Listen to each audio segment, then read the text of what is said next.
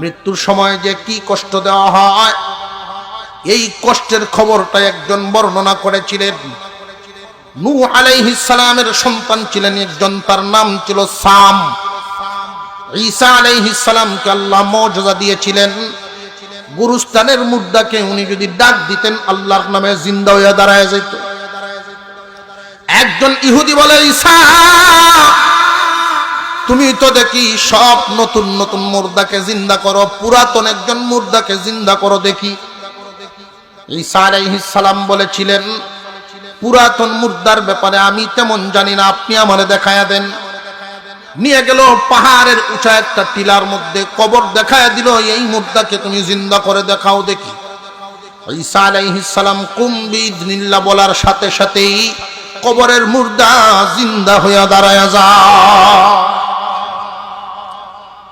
আলাপ আলোচনা হইল, পরিচয় হয়ে গেল।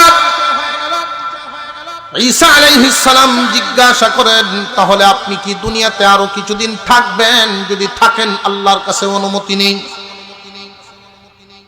ও ভাই ঈসা, কিছুদিন দুনিয়াতে যদি আমি থাকি, এরপরে কি আবার জান কবজ করা হবে নাকি? আজরাইল আসবে নাকি স্বাভাবিকভাবে যেতে পারবো?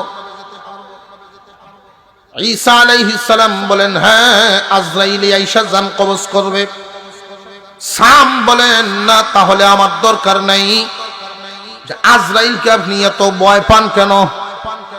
ভয় যেন কেন ভাই, আমার সাথে সাক্ষাৎ হয়েছে এই জন্য আমি জানি, আপনার সাথে দেখা হয় নাই, আপনি জানবেন না। একজন মানুষের যখন মৃত্যু যন্ত্রণা শুরু হয়, ওই মানুষটা যে কি পরিমাণ কষ্ট ভোগ করে, এটা সে ছাড়া আর কেউ বুঝবে না। ছেলেদেরকে যে কোনো লাইনে পড়াশোনা করানো কোনো বাধা নাই, কিন্তু শর্ত হলো নুরানি পর্যন্ত পড়াতে হবে, কারণ এটা তারও লাভ আপনারও লাভ। ডাক্তার ভূতাইছে, আব্বা আপনার অসুস্থতা শুনে আমি আইলাম। সকরাত আরম্ভ হইছে, ডাক্তার ছেলে পাশে। আজরাইলে যখন চাপ দিয়া ধরবে, ডাক্তার ছেলে কি তারে কোনো চাপটা ছুটাইতে পারবে নাকি? মেডিকেল সায়েন্সের বিদ্যা যদি পেশ করা হয়, সারব। আমি আপনার ডাক্তার ভূতাইছি, বাবারে তোমারে আমি ডাক্তার বানাইছি, এটা তোমার লাভ হইছে, আমার তো কোনো কামও লাগলো না। আমি ইঞ্জিনিয়ার ভূতাইছি, ভালো, কিন্তু এটা তো তোমার কামও লাগলো, আমার কোনো কামও লাগলো না। যদি পারো তাহলে এই চাপটা একটু কমায় দাও দেখি, তোমাদেরকে তো অনেক পরশাদি দিলাম। এমনি এক ছেলে নুরানিতে পড়ছে, মাত্র, বড় আলেম না, কিন্তু আলেমদের মুখে শুনতো যে সূরা ইয়াসিন তিলাওয়াত করলে মৃত্যুর যন্ত্রণাকে হালকা করা হয়। এই ছেলে কুরআনুল কারীম নিয়ে বাবার পাশে বৈশা পড়া শুরু করে দিল, বিসমিল্লাহির রহমানির রহিম, ইয়াসিন ওয়াল কুরআনিল হাকীম।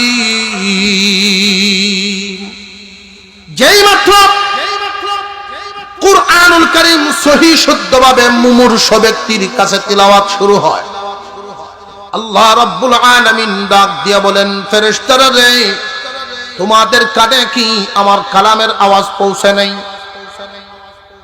এই মুহূর্তে চাপ হালকা করো, সূরা ইয়াসিনের তিলাওয়াত তোমাদের কানে পৌঁছে নাই কি?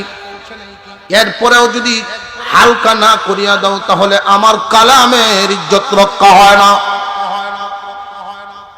তাহলে সন্তানের ইলমে দ্বীন শিক্ষার দ্বারা মা বাবারও লাভ আছে না নাই? একজন মানুষের জান কবজ করার সময় যেই ফেরেশতায় জান কবজ করে, একজন ফেরেশতা নিয়োজিত করা আছে, এই রূহটা বাহির করে তার হাতে নিয়ে মুর্দার কাছেই বসিয়া থাকে। কে কে আসা যাওয়া করে, কে কি করে, সব দেখতে থাকে, কিন্তু কথা বলার সুযোগ নেই, কথা বলার যোগ্যতা তার নেই। যখন জানাজার নামাজ পড়ানো হয়, গোসলের কাজ করানো হয়, কবরে যখন নামানো হয়, সব কিন্তু এই রূহ দেখতে থাকে। ফেরেশতার হাতে জিম্মি আছে, ফেরেশতার মুষ্টির ভিতরে আছে। আল্লাহ পাক রব্বুল আলামিন ব্যবস্থা রাখছেন, রে বান্দা, কার জন্য কি করলা? একটু দেখিয়া যাও, একটু দেখিয়া যাও, কার জন্য কি করলা? মুর্দার লাশটা পর্যন্ত নিজের মানুষে দোয়াইতে পারে না, পরের মানুষে দোয়ানি লাগে। বাবার গোসলটা কেমনে দেওয়া লাগবে এই প্রশিক্ষণটাও পর্যন্ত বাবায় দেয় নাই।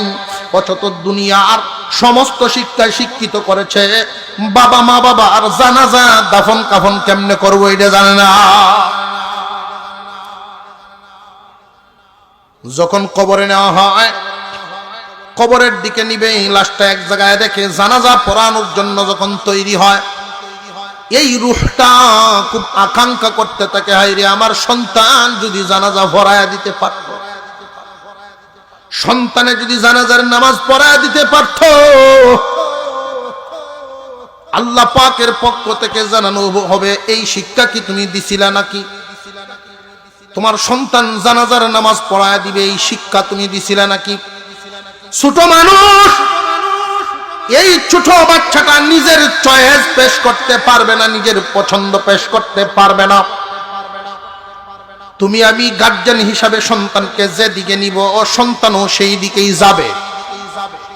এই জন্য প্রথমেই ছেলে হোক আর মেয়ে হোক, তাদেরকে নুরানি শিক্ষা দিয়া এরপরে অন্য লাইনে নিবেন। দিনী লাইনে, দুনিয়ার লাইনে যেদিকে মন চায় সেদিকেই নেন, অসুবিধার কোনো কারণ নাই। কিন্তু নুরানি পর্যন্ত যদি আপনার সন্তানটাকে না পড়ান, সন্তানের অসুবিধার কারণ আছে, এই সন্তানের মারাত্মক ক্ষতি করিয়া দিলেন। দুনিয়া শিখাইলেন কিন্তু আখিরাত আপনি শিখাইলেন না। জানাজার নামাজ যদি কোনো সন্তান পড়ায়া দিতে পারে, ছেলের আমল ভালো থাকে, সন্তানের আমল ভালো থাকে, সেই অনুযায়ী জানাজার নামাজ পড়ায়া দিল। আর যদি আলেম হাফেজ মুফতি হয় তাহলে তো আর কথাই নেই।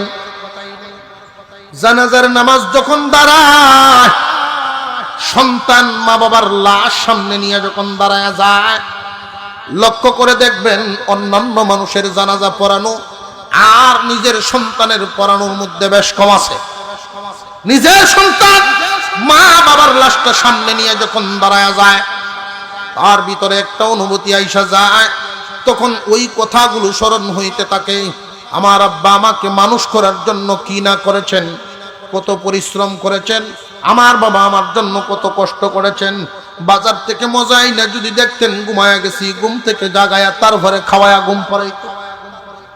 আমার মাও তো কষ্ট কম করেন নাই।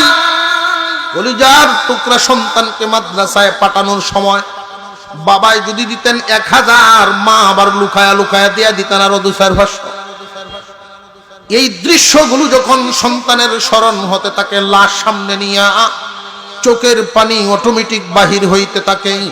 আল্লাহ জিজ্ঞাসা করেন, ফেরেশতারা রে, লাশ সামনে নিয়া ইমাম কেন কান্দে? আয় আল্লাহ, ইমাম এই জন্য কান্দে, ইমামের সাথে এই মুদ্দার রক্তের সম্পর্ক আছে। আল্লাহ পাক রব্বুল আলামিন বলেন, রক্তের যদি সম্পর্ক হয়ে যায়, আমি আল্লাহ তার উসিলায় 80 বছরের গুনাহ মাফ করে দিলাম। লাভ হইছে না হইছে না? কিয়ামতের কঠিন ময়দানের হালত দেখেন, কিয়ামতের কঠিন ময়দানের হালত। এটা শুধু ইহকাল পর্যন্ত না কইলাম, ইহকালে সন্তানকে যদি একমুখী শিক্ষা দেওয়া হয়, দ্বিমুখী না দেওয়া হয়, একমুখী দিলে তোমার লাভ তো হবেই না, ক্ষতি হওয়ার আশঙ্কা আছে। একমুখী শিক্ষা শিক্ষিত বেশিরভাগ মানুষগুলো দুনিয়াদার হইয়া এতটাই পাগল হয়ে যায়, পুরা দুনিয়া তার মাথার উপরে উঠিয়া যায়। পেরেশানি আর পেরেশানি, পেরেশানি আর পেরেশানি। দিনী শিক্ষা ভিতরে না থাকলে, একমুখী শিক্ষার কারণে মানুষগুলো অনেক সময় অমানুষে পরিণত হয়। আমি একটা জরিপ আপনাদের সামনে পেশ করি। গাজীপুরের একজন মানুষ, আমার অত্যন্ত মহব্বতের মানুষ, এই লোকটা একদিন পেশ করলেন, হুজুর, সরকারি বড় একজন অফিসারের সাথে আমি সফর করলাম বৃদ্ধাশ্রমগুলোতে গিয়ে উনি জিজ্ঞাসা করেছেন, আপনারা এখানে যারা আছেন মুরব্বীগণ, আছেননি কেউ কোনো আলেমের মা বাপ, কোন হাফেজের আব্বা আম্মা আছেন? থাকলে হাত উঠান। কোন মানুষ হাত উঠায় নাই, কেউ নেই। ওইখানে আছে কারা? বৃদ্ধাশ্রমগুলোতে আছে কারা? যে সমস্ত মানুষ কুরআন হাদিস তো পড়াই নাই, বরং বাংলাদেশে তাইকা আমেরিকার স্বপ্ন দেখত, অতিরিক্ত উচ্চবিলাসী স্বপ্ন দেখি আমরা নিজেদের সংস্কৃতি পর্যন্ত বলিয়া যাই, ইহুদি খ্রিস্টানদের সংস্কৃতি বাচ্চাদের মধ্যে আনিয়া ডাউনলোড করতে থাকি, এদের মধ্যে দিতে থাকি। পড়াশোনা করাইছ এক লাইনে, শিক্ষা আদর্শ দিয়েছ এক লাইনে, ফল বুক করবা কি আর এক লাইনে, যেটা শিখাইছ ওইটাই ভাইবা।